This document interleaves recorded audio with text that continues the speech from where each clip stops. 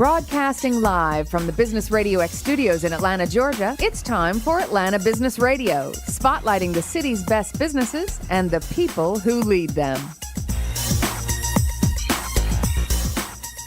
Lee Cantor here with Sanjay Torre, another episode of Atlanta Business Radio, and this will be a fun one. Yeah, definitely. Got a lot of smart ladies in the room here. All right. So what'd you do this weekend? What did I do this weekend? I went to a karaoke bar. It was really fun. Ooh. Yeah. How'd that go? It went well. I sang. What's your go-to? Nice. My go-to is usually Ashanti. I love like the 1990s, late 90s R&B. Yeah. And you were a big hit? Not really. No one was really listening to me, so.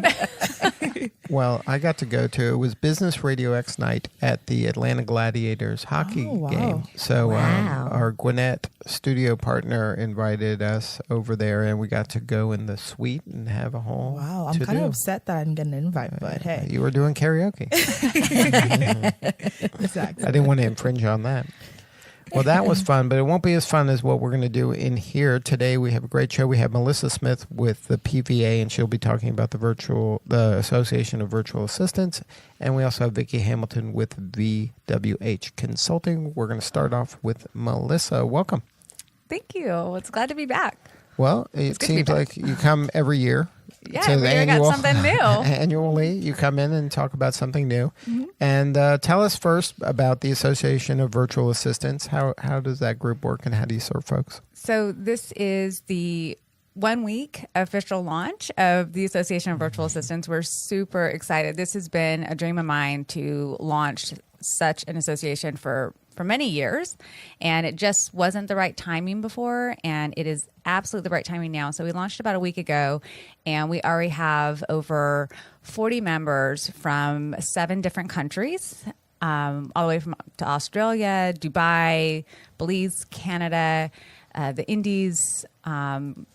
It's just amazing to see virtual assistants joining and feeling so much value and getting so much resources from the group, as well as really elevating the level of what a virtual assistant does and who we serve, and really starting to work on what industry standards, what certifications we're going to be creating. So all of our founding members are going to be a part of that.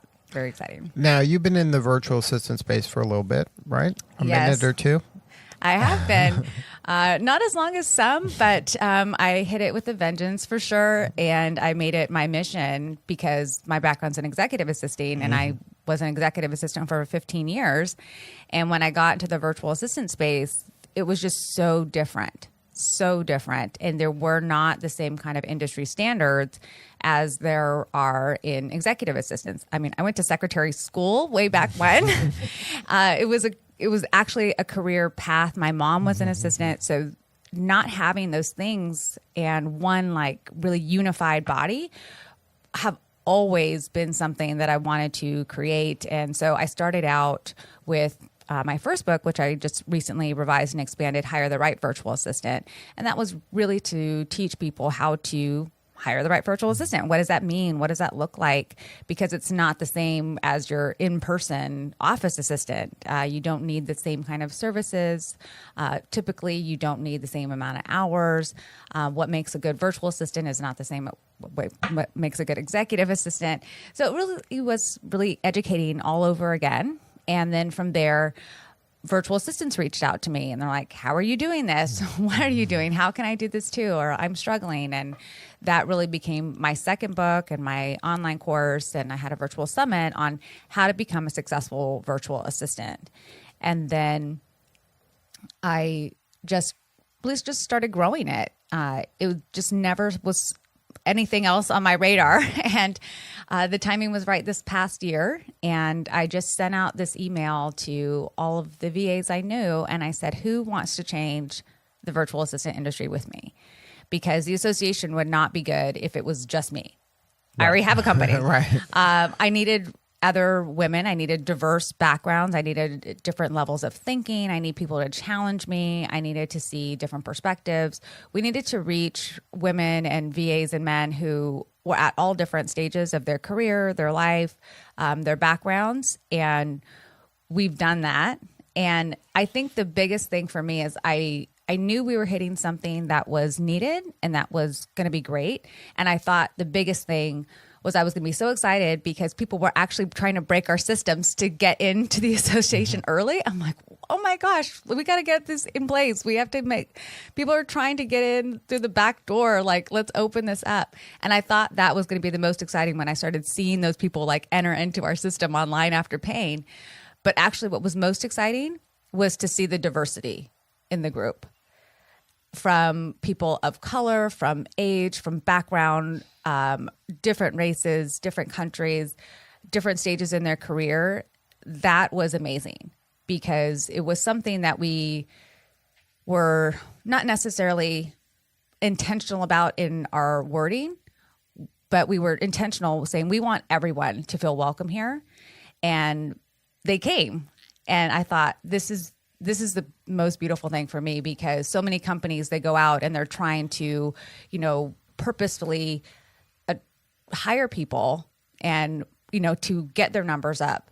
And here we are attracting the right people. So that means we're doing something right at our core. And that's really what will help us grow in the future as well. Now, let's talk about some of the nuts and bolts of virtual assisting. What is it called? Assisting virtually. Let's talk about assisting virtually. Mm-hmm. Now, we have a lot of scar tissue here, Business Radio X, because we've tried multiple virtual assistants. Mm-hmm. And in my head, as the client, I am believing in the mission of, someone's going to be able to magically take all this stuff off of my shoulders and it'll make my life easier. But the onboarding has been very difficult for us. And I think it's partially because I'll take responsibility for us not being good communicators and having good clarity in messaging. But some of it is that the virtual assistant, I think, takes I can do everything approach, and they overpromise maybe what in actuality can be delivered. Mm-hmm. So how do you help the virtual assistant not do that? And how do you help the client kind of maybe chunk out the work in the smaller doses so that they can get an effective result?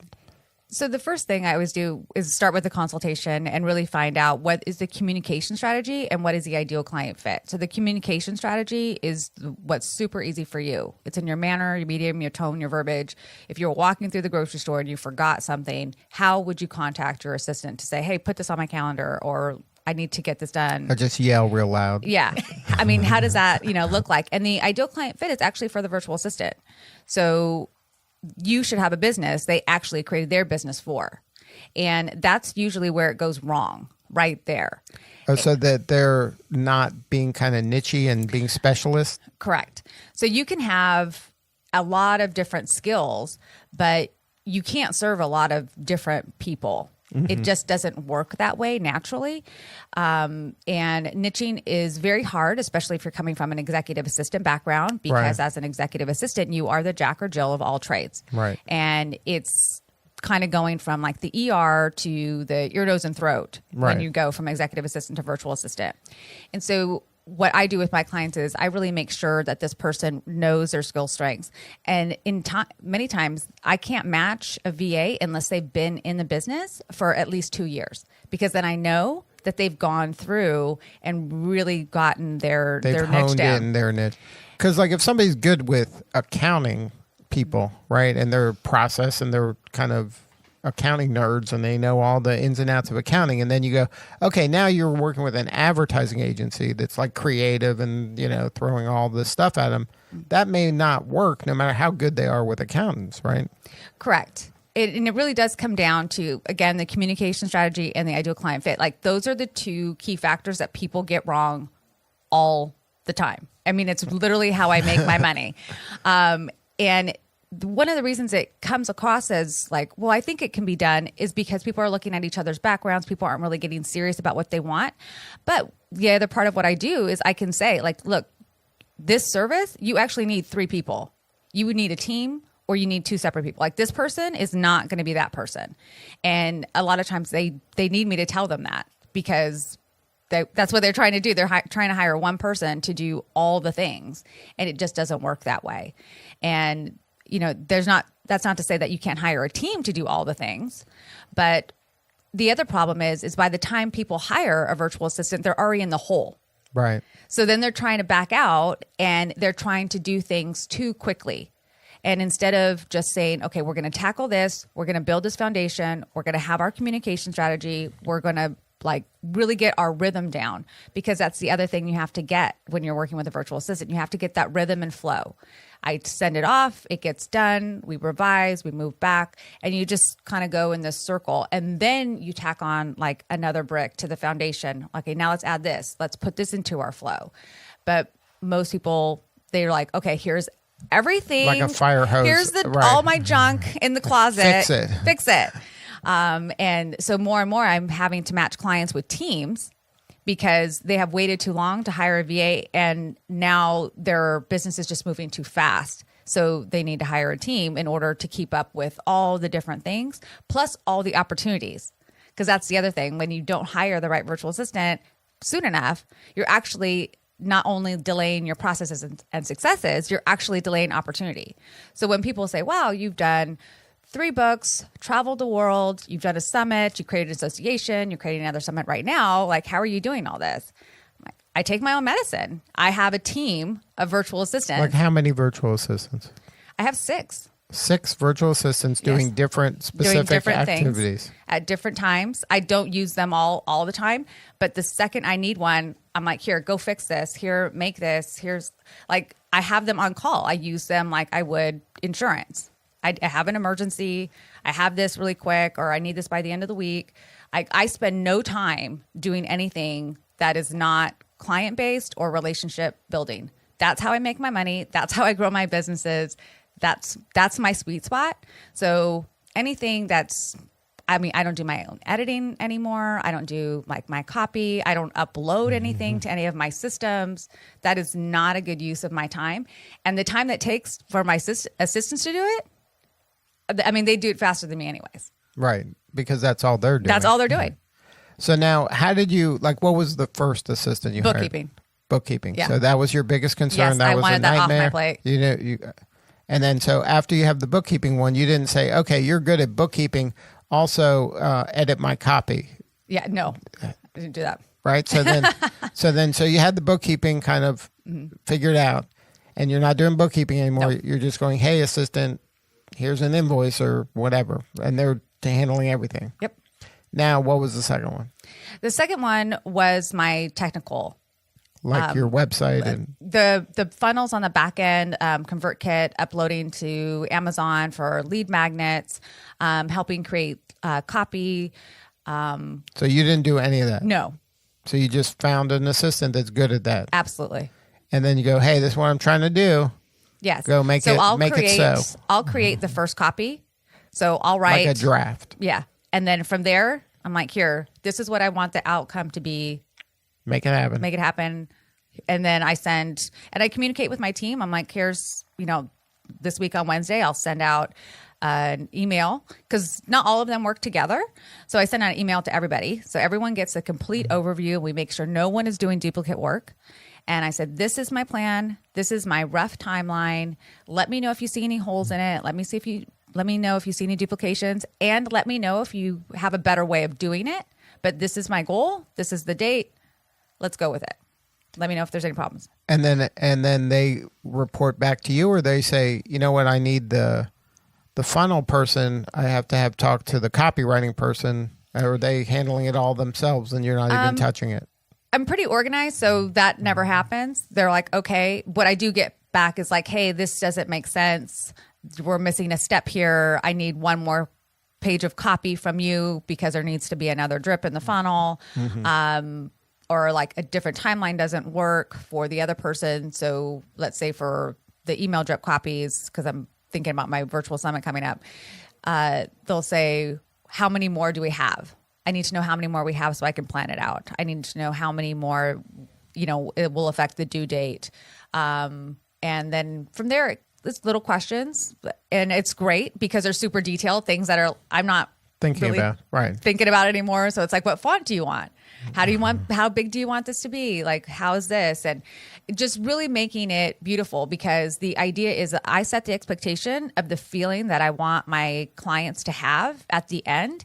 And so as they're going along, they're asking the details that I missed, because all I care about is the end result. Outcome, right? That's right. And then how difficult is it to vet the assistant? Like to know, okay, I have an A player here. This isn't a B or C player. It's actually pretty easy because I come from the field, and so you can I know. Smell that out pretty quickly. So when I ask someone who is their ideal client and they can't tell me, that's a red flag. That's a huge red flag. And in my book, I list out, like, here are all the things like that should raise a red flag for you. Like when you're going through the interview process, when people are asking, when you're on their website. Particularly men have a hard time looking, if they're looking for virtual assistants online, because when they go to websites, more women are using virtual assistants than men from a business owner perspective. A lot of men are more typically going to other sites that are more less expensive, and they don't care that they're going to have to redo the work. More women are like, hey, I don't have time to redo the work. I need it right the first time. So let's get this done. So most VA sites are often geared toward more feminine look and feel. So there's also a section in there that says, if you're getting this, it just means that they're probably attracting more women. It doesn't mean that they don't serve men, but there are VAs that don't. They particularly like to work with women. But in the book, I created a workbook this time, or actually my VA team did. And it walks you through all the steps. It's a complete interactive workbook, and it goes from here's why you need one, and it lists all the reasons, and you check the ones that work for you. And then you go through the types of VAs, and then it walks you through how to create the right job description to attract the right person.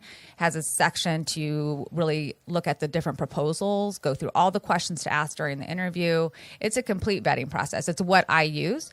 But if you allow people to just talk and speak and have a conversation, they will tell you things that really are either pleasantly surprising or red flags. And the other thing that clients don't often do is allow their virtual assistant to conduct a consultation, because they're saying, like, I know what I need. I just need you to hear yes or no. And that is the absolute wrong way to conduct an interview with a potential virtual assistant. You need to let them speak, and they will either say exactly the thing that you needed to hear, or they will say the exact thing that you know that you should not hire them. Because you could have a really stellar A+ VA for one client, but that would fail for another client. And that's part of what I do as well, making sure that matching up the right person, the right type with the right client. You want to make sure that someone understands your goals and missions as well. So many of my clients, they want to make sure that this person is LGBTQ friendly, believes in pro rights, is a fan of the law. You don't want someone to work for you when they're like, oh no, I think lawyers are, snakes. Right. That person has to believe in your mission as well. So these are all things that people just, they're looking at a resume, they're looking at a CV, and that's not how you hire someone in a virtual world. Remote working at all.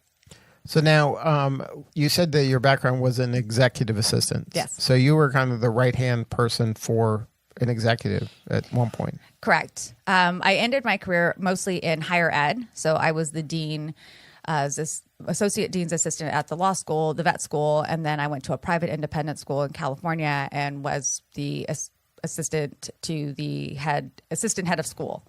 And that was always my sweet spot. The actual dean, they're doing a lot of meetings, canceling a lot of meetings, or fundraising all the time. That wasn't really fun for me, but I found that associate or assistant head of school position was my sweet spot. And then in that role, you were very hands-on and like in the office adjacent or very close physically. Absolutely. Right. So that relationship was the person could yell your name and then you would come in and. Right. But they didn't. We were working virtually even then. So that was virtual at that time? No, it wasn't. We were in the office, but we were working virtually. Right. I mean, they were traveling. Even if they were in the office, you're right, they could yell, but they would actually text me or IM me. Right. The same way people get a hold of me now. Today, right. Yeah. So it doesn't matter that your office is adjacent. So now what about a transition from that person who in their head thinks that I need to see them every day? I challenge them on their leadership skills. If you need to see someone in order to do their job, how good a leader are you? If my character is defined as what I am doing when no one is watching me, your leadership skills are defined about what your people or your employees are doing when you cannot see them. And then, so if they're not there yet, how do you kind of coach them up to be better leaders in order to effectively use a virtual assistant? So it really comes down to letting go. You got to let go. Control issue. Yeah, it's absolutely a control issue. It's not about someone being as good as you are. I mean, do you have to be the best at creating this document? Do you have to be the best at I don't even know the thing that people hold on to, like responding to, emails this fast. I mean, is that why you were hired? And when we knock it down to what you were hired to do for this company, like you're doing all these other things and not the one thing you were hired to do. And, I like to tell them, like, you can treat the janitor with the same respect as you treat the CEO. But if you're the CEO doing the janitor's work, who's doing yours? Right. So now, in this association, your mission was to just have a place for all these people to learn and to hang out and to help each other? Well, the mission is to create the industry standards for the virtual assistant industry. So right now it's a free-for-all? There's no industry standards? There's no one trusted source for industry standards, and that's why there's so much confusion, and there's not a lot of differentiation between like, well, what makes a good virtual assistant? Why do I value this virtual assistant and pay him or her more than this virtual assistant over here? And there's no clear place, and there's not a really transparent source, and people are just putting out RFPs, requests for proposals, and like no one's looking behind like, the great curtain of Oz. You can't see like the wizard. And because right now so I could just say I'm a virtual assistant. Right. There's no That's right. And credentialing. I don't have to take a test. There's no recognized certification. And that's a problem. That's a problem for me. It's a problem for virtual assistants everywhere who are highly skilled, who are good business owners, who know their stuff. And most of our time is spent in educating. And we educate new virtual assistants coming to the field as well. One of the problems is many virtual assistants, they are being coached to leave the field because people aren't valuing them. So when they get to a different level, someone's saying, oh, well, you know what? You should take out virtual assistant from your title so people will respect you more. And that's a problem for me because I will never remove assistant from my title. It is like part of who I am. So we're showing VAs as well, like there's a career path here. Like I don't personally assist clients anymore.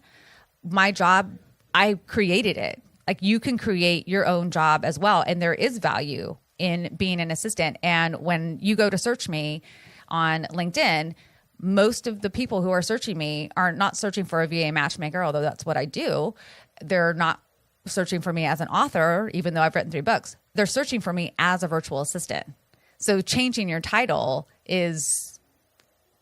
there is value in that. You shouldn't want to change your title. You should want to grow your career and be in the field that you love, because it's actually like conflicting to a lot of them. They're like, I don't actually want to change my title, but I do want to be valued. And so we're creating a place that says, look, there's a complete life cycle for a VA. And if you choose to leave the field, then we support you in that. But you shouldn't have to change your title because someone else told you had to do so in order to be valued. So we're creating mission to create the industry standards, not only for us, but for the client. So there can be transparency and the client can see like, okay, these people have gone through the AVA Association certifications. Like these are top notch. I can trust this. We give away our industry standard pricing. So now clients can go to our site and say, okay, these are industry standard pricings. These titles are the most common used. These are the people that use them. Here's some skills. Here's some things that these type of VAs do. And now we've started this dialogue. Our founding members who are joining right now are actually, we're going to work with them to say, what certifications do you want to create first? How do you want to start this? Where do you see the industry going? We're going to be polling clients and say, what matters to you in a certification? How many hours do you want to know this person put into it? How many references do you want? What makes that certification valuable to you to make sure that when we release it, it's really good? So we'll probably start out with 3 or 4, and then eventually we'll have a mastery virtual certification, virtual assistant certification that includes a few specializations, but then an actual, like, I know how to run a virtual assistant business. I have a business plan in place. I have an emergency plan in place. Which is different than being a virtual assistant. Correct. But that's part of the path. That's part of the path.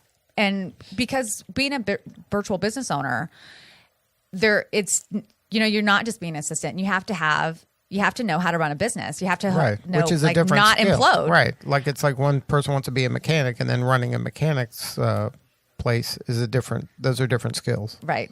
And really, that's one of the things we're doing also to protect the client. And that's the other reason that this association needed to be created, because some of the virtual assistant places are created for the client. It's not to value the assistant at all. Other places have been created and they really value the assistant, but they don't take the client's perspective. And neither of those places are creating a win-win situation. And if both parties aren't winning, then someone's losing. And I don't like to work with losers. Right. So it's very important to me that everyone is winning. So in everything we're doing, we're not just saying this is really great for the VA. We're saying, okay, this is really great for the VA. How can we also make it really great for the client? How do these two people come together like peanut butter and chocolate, peas and carrots? How is this a win-win situation for everybody? So that's what we're doing. And if an assistant out there wants to learn about the association, what's the coordinates? Associationofvas.com. And then if somebody wants to get a hold of the book, Hire the Right Virtual Assistant, or any of your books? They're on Amazon. So just go Hire the Right Virtual Assistant, or become a successful virtual assistant, both on Amazon. And then the Hire the Right Virtual Assistant is for that person. Who is the profile of that? I know it could be anybody, but is it typically solopreneurs? Is it coaches? Who is the typical virtual assistant client? It's someone who just wants more time. Like if someone who just wants 5 hours back in their week, 5 hours back in their month, it really is anyone who wants to hire a virtual assistant. It's not a personal assistant. It's not someone's going to come to you, but there are tons of people who even still work. They're in a corporate job and they want to write a book on the side. They want to advance their career on the side. They see retirement in their future, but they're not ready to retire. So they want to start doing things now, but there's only so much time in the day and they don't want to take it away from their personal life or their family. They certainly don't want it to affect their work now. So there's a lot of people that are still working and haven't started their own company yet that are utilizing the services of a virtual assistant to help in their future. There's a lot of business owners now that have a lot of EAs, virtual executive assistants, that bridge the gap between both their business and their personal life. That's becoming more and more common because I don't really believe in work-life balance, and a lot of people aren't finding that either. And they're really trying to integrate their work and their life. So they're working on that. There's other people that say, I have this side thing. I'm not sure how to get it off the ground. I want to make more passive income. So they may just need a virtual assistant for a one-off project. They may have no plans to use that virtual assistant in the future, but they want to create an ebook and they want to start doing some passive income with the ebook. So there's virtual assistants that are available to do specialty work like that. Help me with a book. Help me create sales funnels or marketing automation for my business. You can find specialists that help you on on a project basis. Oh yeah, I love talking to new virtual assistants and finding new niches. And we have such a great group that joined the Association of Virtual Assistants. I have a VA now, and her name's Crystal Green, and she is your money-making virtual assistant. She helps people make money off their blog. And not just like $25. We're talking thousands of dollars off their blog for affiliate links. And she was under the impression that this was not a valuable service for her to offer to help people, because in her circles, people know how to do this. Right. So they can do it themselves. Right. And so outside those circles, I'm like, are you kidding me? I myself have written over 150 blogs. And she's like, and you've never monetized that? She's like, oh, I know I can do this. I'm like, I can sell this all day long. then I thought, wow, if we can do this for blogs, then we could do this for podcasts. It's just huge. But she didn't think that was a niche. Right. And I have another woman in the group, Marissa, and she does the best Pinterest.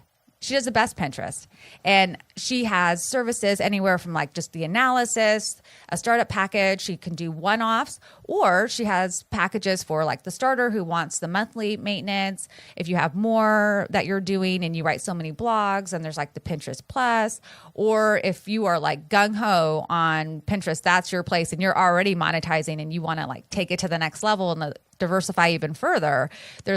She has a Pinterest Platinum, and she will take care of it. She does such a great job. It's so beautiful, because as someone who is not a huge fan of Pinterest but knows of the potential of Pinterest, the SEO just is not my friend.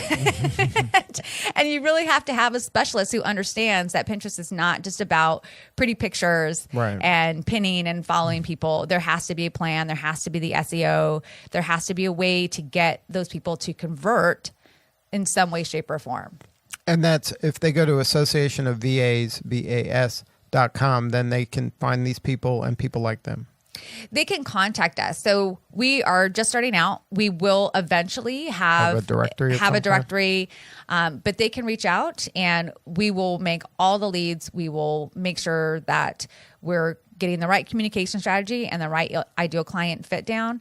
And we will definitely be taking clients. We will also have a special for clients who want to join as members, and as members, then they can get access to the VAs and get those questions answered without having to hire someone. They need their technical questions answered. They want to know how to convert something. They want to know best practice. And then they can also help us create programs and the certifications as well, because like I said, we need the client's input. So part of that service of being a member as a client in beta testing is not just to get things that you need and help us provide a service for you, but then also give us feedback of this is great, I love this, keep going, or that doesn't really resonate with me, I don't really find that as important as this. So we are very much like, let's get the clients in here. Let's not do this without their feedback. But then let's also see what services we can provide for them that would be of value. And for those clients who just say, you know what, I just want to hire someone, then we got you too. Good stuff. Well, thank you so much, Melissa Smith, for sharing your story today. Thank you for having me. It was great. All right. Hang with us. One more guest. All right. Next up on Atlanta Business Radio, Vicki Hamilton with VWH Consulting. Welcome, Vicki. Well, thank you so much for having me. So did you learn anything in that last segment? I sure did, and I have several questions and can't wait to talk to you after the session is over with. You got it. Well, Vicki, what are you up to at VWH Consulting? Well, VWH Consulting has been in business for almost 9 years. Wow. My background is I was a senior executive in the technology realm and media and entertainment business. And subsequent to that, once I worked myself out of a job, ended up starting my own company. And VWH Consulting focuses on many different opportunities in its portfolio. One of the biggest ones happens to be under organizational change management.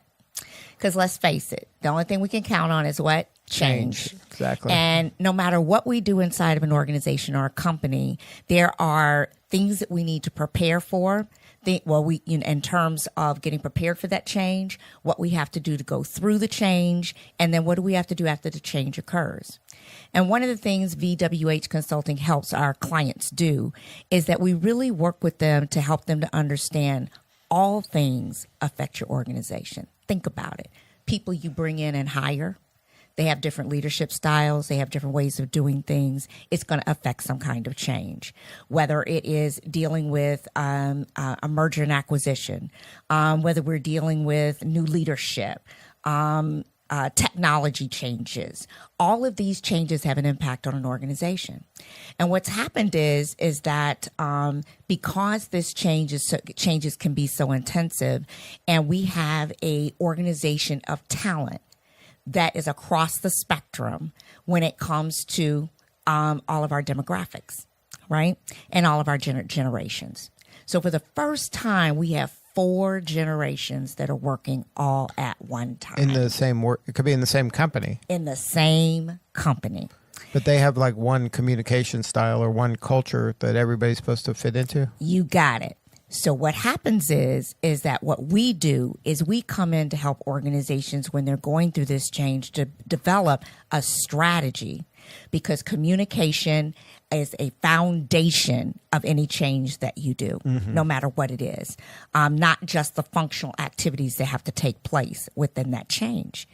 And so every generation, if you look at everything from our baby boomers, we're at the last end of the baby boomers. Not everybody has retired. Our Generation X, our millennials, and we all have heard all horror stories about millennials. Oh my God, how do you lead them? How do you make them change, et cetera?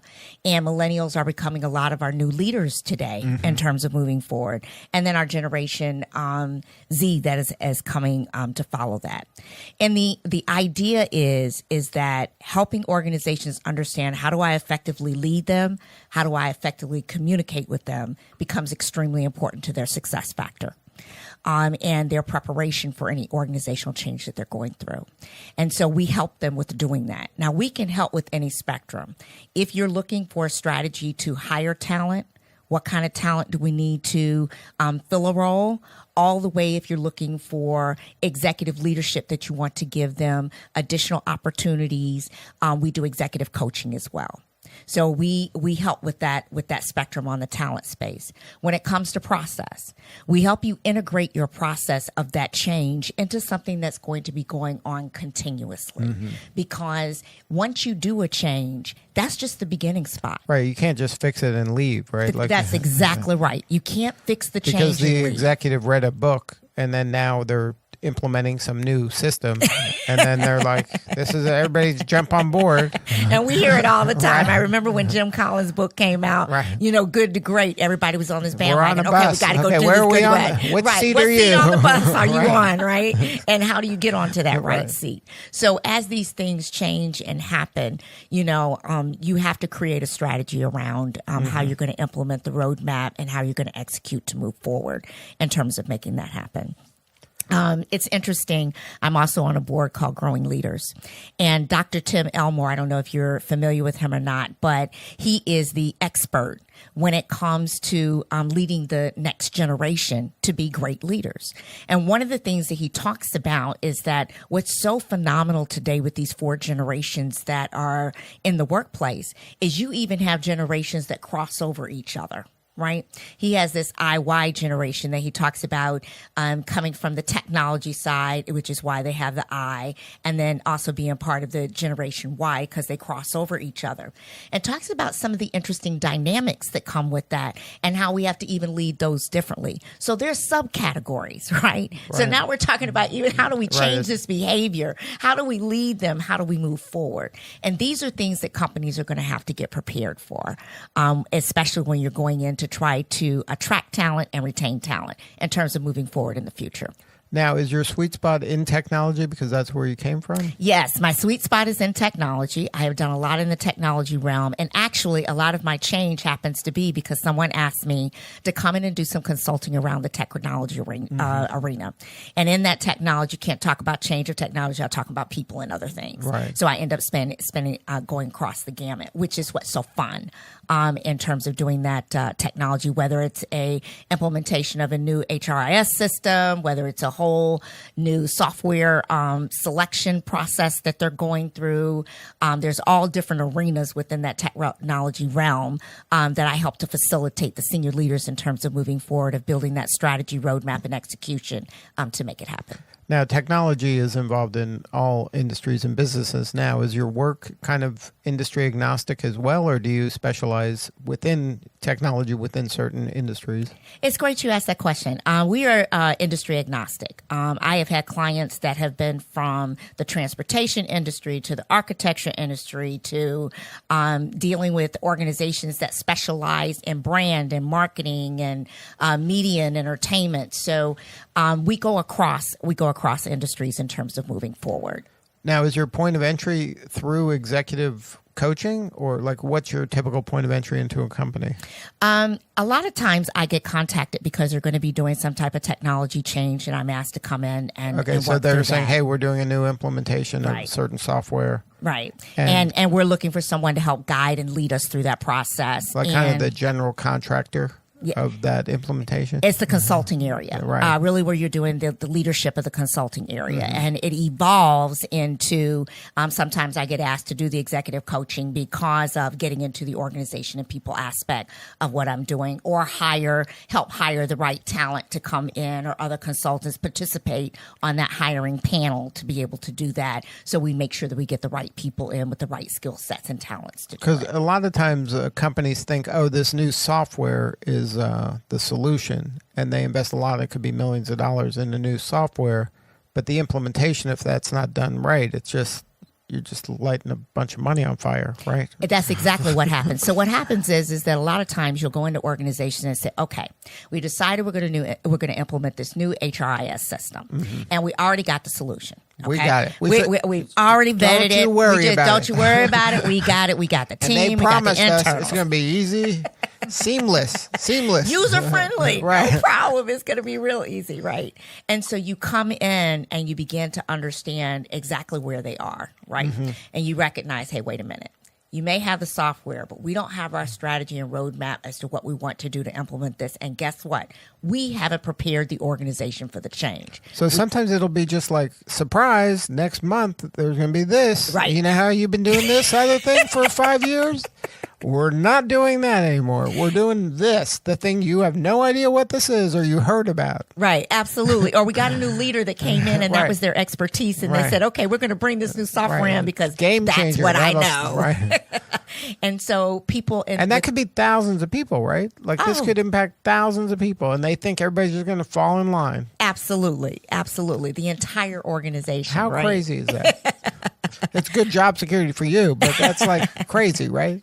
Right, but I think that's what brings up the anxiety and all of that when Right. it comes to your employees trying to figure out, okay, does the top really know what they're doing? Do they have a clue as to what's Right, because going the on? bottom usually thinks they don't, right? Exactly. And they think that because they don't understand how I do my job every day, Right, that and I what live do. this, and I'm the one talking to the customer, but you know better, Right. and you've never talked to my customer. Exactly. And that's one of the reasons why one of the ways of being successful is we do have to have where we're working together as teams, you know, and we need to understand the impact of all organizations as we continue to move forward. So now how do you work with that when they're going to do some big implementation and they really haven't thought through how it's going to trickle down to all of the people?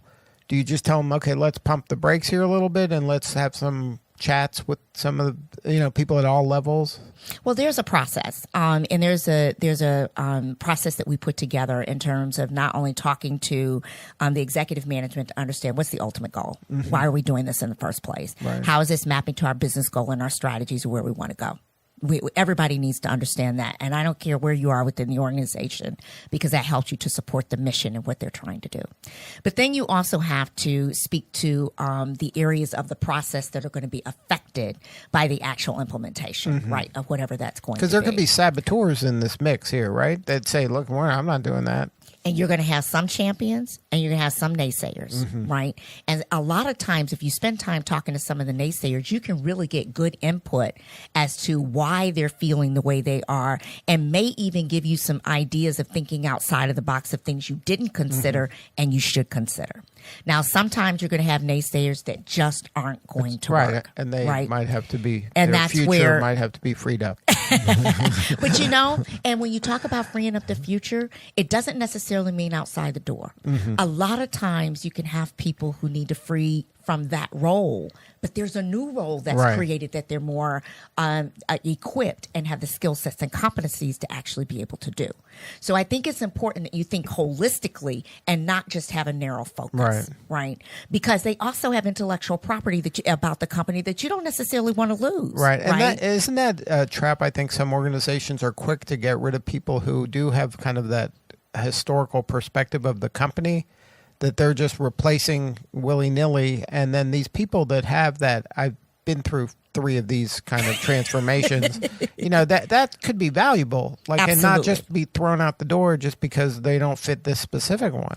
And I think that's the challenge when it comes to dealing with organizational change, right? When we're dealing with change and we're looking at where our most valuable asset is located, right? Our people, right? Well, they say that. That's on everybody's mission statement. I don't know how true it is in every organization. Well, they need to call VWH Consulting so we can help them understand how potentially, not all in all cases, how potentially some of those individuals could have been placed elsewhere, right? But because we have a tendency to operate a lot in silos, we don't have a tendency to look horizontally across the organization, right?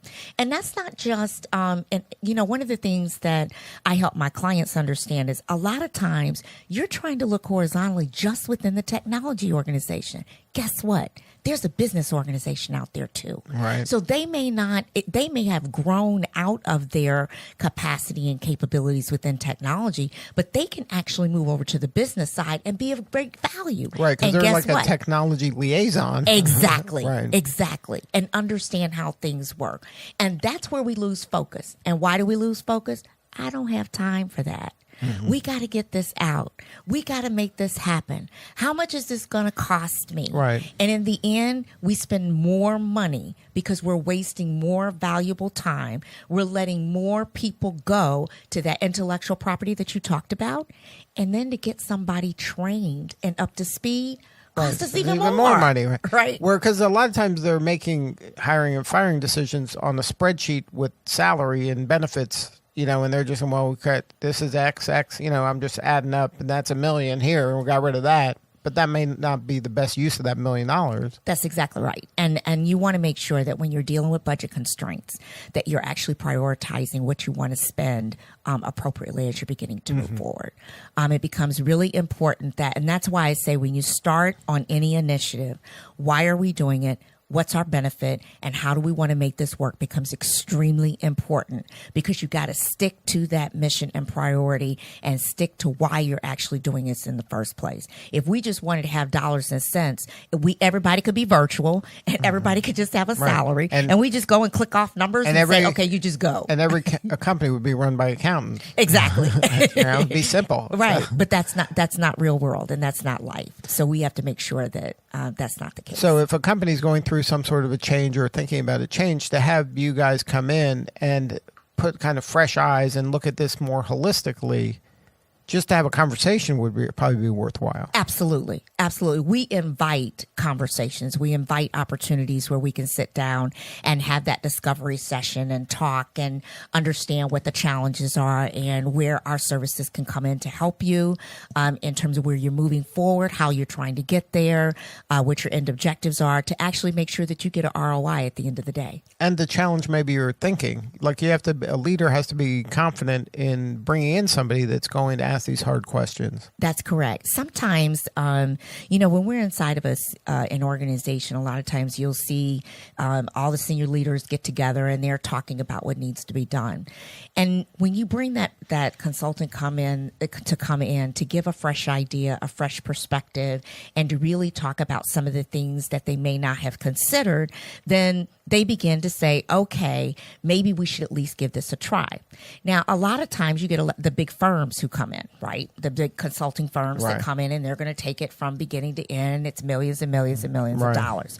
One of the things that VWH Consulting likes to let them know is that, you're more than welcome to bring in those big firms. We can partner with those firms, right? We can play a piece with them and partner with them where needed, et cetera. But sometimes to get that organization that can come in from a consulting perspective to add that focused benefit on what it is you're trying to do can be extremely valuable to the organization. Right. And to really get into the trenches of understanding the leadership of what it's going to take, the strategy of what it's going to take to move forward. So it's not that we're against partner. We partner with a lot of people. I've gone into organizations and had all kinds, big partners, little partners, small partners, and we worked cohesively together, in terms of making the objective happen and move forward. Well, I would think one of the values of having an independent consulting firm come in rather than these large kind of bureaucratic ones are that you are kind of getting rid of some of the group think that can occur in these large organizations where everybody's like, yeah, everybody's like on board and they're all saying the same thing, as no one wants to get fired and wants to be on part of the team that stays, right? And you get that kind of group think, and where you have somebody in there that is like, look, I'm a free agent, so I can just tell you the truth, and that's why you paid me. Exactly, and that's the other thing. Groupthink can be very detrimental to an organization as they're moving forward. Right. We do come in and talk to organizations about, let's remove some of, and that's internally as well as externally, right? Some of the groups that are going to be affected are going to have siloed perspectives. Right. And I got my own agenda, and I got what I have to do, etc. So groupthink is a dangerous thing all the way around, and we welcome the opportunity, as an independent organization to come in because we're nimble. We can work faster. We are able to, our agility, in terms of working on an agile methodology of getting things done quickly over and over again and really getting to the end result we want. We're able to do that quicker. Now, what's your feeling about the talent landscape? Like you mentioned, the multi-generations involved in the workforce, but talent is always a challenge, especially in technology, where in some areas of technology, there's 0% unemployment. Or negative unemployment, That's today, but believe it or not, they say by 2027 we are really going to be in a talent shortage. And part of the challenge that we have is, there are, even when you think about women, as you know, I'm on the advisory board for women in technology in Atlanta, and we're trying to get more and more women into STEAM because we don't have the numbers that we need when it comes even to technology talent. But this is talent overall. Right. And so I think that what's happening is that as our talent shortage is coming up, it's going to be harder and harder to attract and retain talent if we don't start thinking about the things we do, even from a business model perspective. So let's think about it. You talk about working remotely. You talk about having a little bit more of freedom when it comes to the time that I work, when I work, how I work. What does that flexibility look like? So the business models that we have today and the way our policies work are not necessarily going to be the same for tomorrow. We have a new set of thinking coming in as our younger talent is reaching our generations of being leaders, right? Think most of the millennials that I know have a side hustle. They got a second job. Right. No matter what their first job is. No matter what their first job is. Right. And the reason they do that is because they've watched parents be dedicated, go and do work, and the business say, appreciated your work, but we no longer need your services. Right. And they're coming in and saying, I don't want to be in that position. Right. They don't want to be vulnerable. And they don't want to be that vulnerable. So they have this side hustle. So when a company says, no, we're not going to change our policies, or no, we're not going to be flexible, it gives this generation to say, okay, well, I'm going to concentrate even more to what I'm doing to the side. Right. The second thing is about the time we work. You pay me for 8 hours of work. Right? You expect me to work 12. What's the salary thing mean? What's the salary thing mean? You work until the job gets done. That's a baby boomer thinking, right? That you're happy to have a job and you just work until the job gets done. You're not going to get paid anymore. We have new ways of thinking coming in, and those things have to be adapted as we're continuing to take our organizations for growth, or we won't grow. Because we won't have the talent coming in to help us to get there. The new generations coming in that are graduating and coming in the door, they have certain expectations. Even when you think about the technology front, let's talk about technology platforms for a minute, right? Mm-hmm.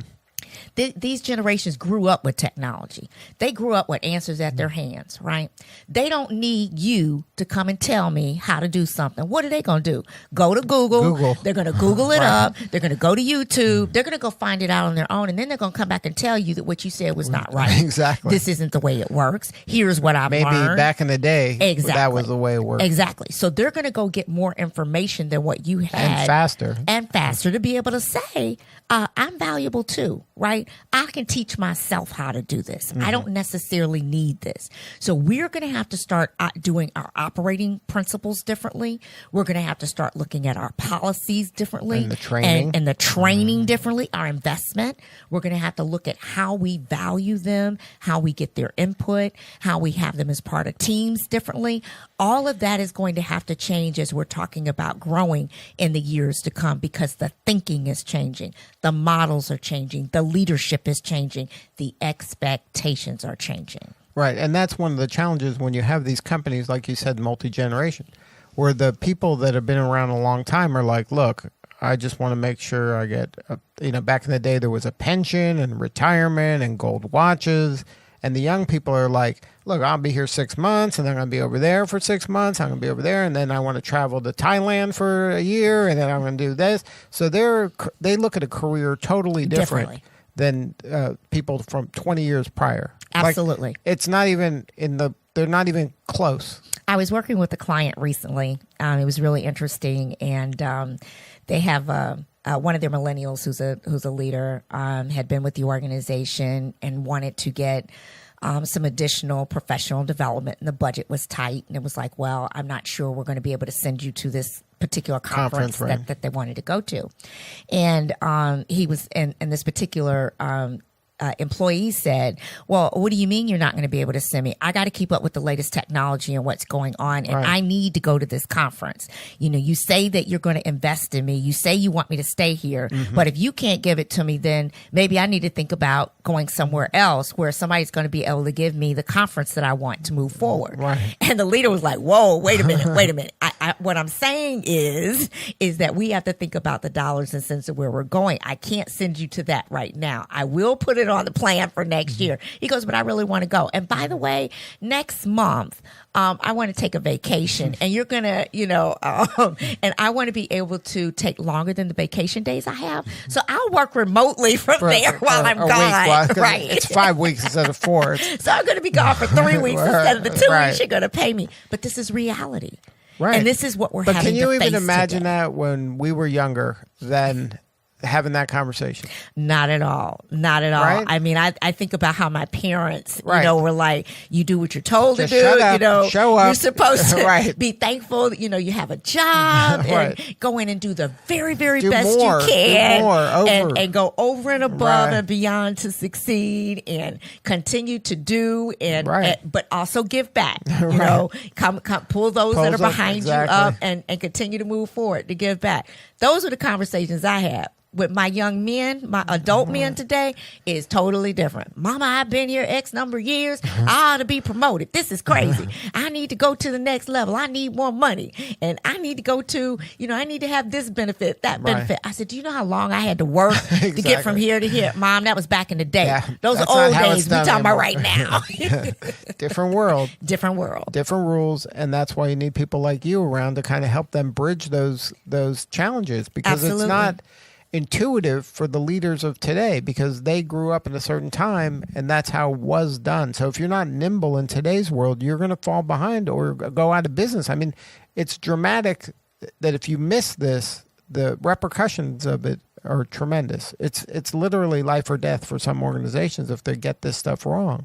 It is. And the other thing is, we talk about technology as a foundation to everything. That's what we use, right? Everybody's going to touch technology in one way or another. And these individuals that are coming in, that are getting exposed to the latest and the greatest technologies, even those that have been there for a while, your 30s, your 40s that have been exposed and seen what's happened, they're getting to the point that if organizations are not investing in their technology and taking it forward, guess what? I'll go create my own. I'll go create my own app. I'll go figure out how to do this on my own. Right. And they step outside of the process. And then when the process isn't followed, they're like, well, I did this by doing A, B, and C. I didn't have to do that in order to make it happen. Right. And so companies then end up spending more money because they ended up stepping outside of the process they expected them to use than had they gone on and followed the directions of what they wanted to do and the way they wanted to do it. So we're going to have to get, companies are going to have to change very quickly, because this isn't going away. It's not going to change. And these opportunities that are coming forward for these generations are tremendous, and they're creating opportunities. How many times have you heard of 11-year-olds going out and creating things for themselves? Right. People create, you think about, even Mark that created, from his dorm room. right? He started this application from his dorm room, and look how big Facebook is today. Right. You know, so I just think that there are these business models and everything, the way that we used to do them, are very much going to have to change and adapt in order to be successful and have the growth that they need for years to come. Now, if somebody wanted to learn more, have a more substantive conversation with you, what's the best way to get a hold of you? They can contact me at VickiWrightHamilton.com. That's VICKIWRIGHT. as in Mary, ILTON.com. We would love to have an opportunity to help you. Good stuff. Well, thank you so much for sharing your story, Vicki. And thanks so much for having me. All right. This is Lee Cantor for Sanjay Torre. We will see you all next time on Atlanta Business Radio.